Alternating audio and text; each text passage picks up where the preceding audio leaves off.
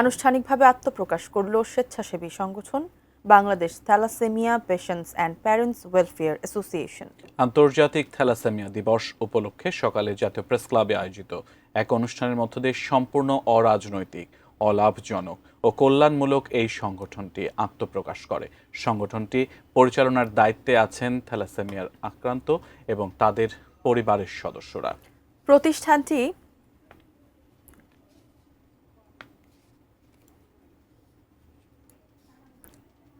প্রতিষ্ঠানটি ইতিমধ্যে অসংখ্য রোগীকে অর্থ সহায়তা, নিরাপদ রক্তের সংস্থান, চিকিৎসা পরামর্শ দিয়ে চলছে। এই সংগঠনের মাধ্যমে আরও সুসংগঠিতভাবে সারা দেশে কাজের সুযোগ মিলবে বলেও সংগঠনের পক্ষ থেকে জানানো হয়।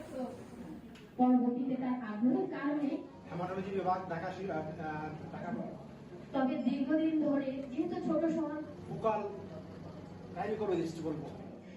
তারা ফেসবুকের মাধ্যমে একটি প্ল্যাটফর্ম ক্রিয়েট করে। প্রফেসর ডাক্তার রেজাউল করিম ভাই